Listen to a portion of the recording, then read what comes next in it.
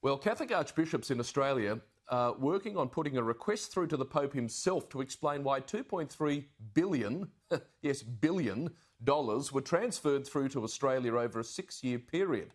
It's all very murky, this. The inquiry is being led by the Archbishop of Brisbane, Mark Coleridge, who said that no one in the church hierarchy was aware of these transfers and is asking for the Holy See to explain the transfers in a way that provides clarity and transparency. Now, it's a concerning development for the Catholic hierarchy in Rome, which, let's be blunt, has had some pretty shady financials, it seems, for a number of years now.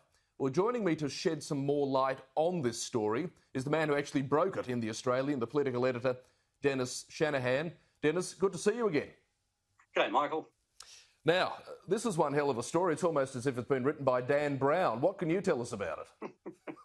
Well, it does have a bit of that Dan Brown stuff about it. Yeah. Look, what's happened is over 6 years, the Vatican City has transferred to Australia $2.3 billion. At one stage, $581 million in just 1 year. Now, there may be reasonable and legitimate explanations for this. Some people have suggested, of course, that the Holy See, like any other government, is entitled to invest in securities overseas, and Australia is particularly attractive. Yes. Unfortunately for that, the Archbishop and the President of the Bishops' Conference, Mark Coleridge, and his brother bishops did not know about this one bit. Over 6 years, $2.3 billion coming from the Vatican to Australia, and none of the Catholic hierarchy in Australia knew about it. They also say none of this money went to Catholic charities, churches or dioceses. Now, this is an extraordinary situation. We've had a big scandal at the Vatican over transfer of money. Charges have been laid, extortion charges, money laundering charges, investigations for months going in. And on December the 26th, Boxing Day, Pope Francis cancelled the Secretary of State's at the Vatican's powers to handle financial transactions, removed all the financial assets and property assets from the Secretariat and moved them to another area for greater control. This sounds like a very big story, and what the Australian Catholic bishops want is an explanation as to how this money came to Australia and who was getting it and what benefit there was for the Catholic Church, because certainly, as one bishop said to me, we didn't get a whiff of this money. So it's a big question. We also know the federal police are investigating a number of these transfers, which were notified to them as actionable financial intelligence. Yes, That Austrac were aware, weren't they? Austrac.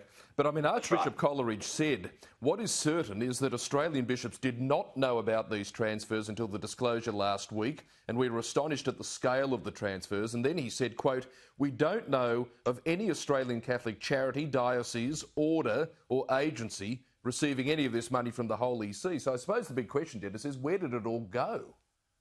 Well, that's right. There was $2.3 billion coming into Australia from the Vatican, and there was about each year between $17 and $30 million going back from Australia to the Vatican, to charities, to missions. There's an annual Peter's Pence appeal, which goes towards the Holy Land. So all of this money was going back to Australia. There was a whole lot of money coming into Australia, and the bishops didn't know about it. Now, it doesn't mean that there's anything wrong. There may be a perfectly reasonable explanation. But as Mark Coleridge said, there is a real problem that in the current atmosphere, you get dark speculation about transfers. And that's what's happening. Well, I mean, perception is reality in politics, as you know, and I suppose it's very true in the church. So I want to clear this all up. Just before you go, tell me a little bit about this Cardinal Angelo Becciu, because his name bubbled up in recent months, certainly around George Pell and the whole story there. That's when we first sort of really heard about Becciu. What do we know about him and his fall from grace? Well, the background, of course, is that Cardinal Pell in 2014 was appointed by the Pope to clean up the finances of the Vatican. he discovered hundreds of millions of missing euros that the Vatican didn't even know it had, questionable practices, and he went in to clean it up. Now, there's a lot of opposition to what he was doing, including by Cardinal Becciu, who was an opponent in the Secretariat of State. And since October, he has been stripped of his powers.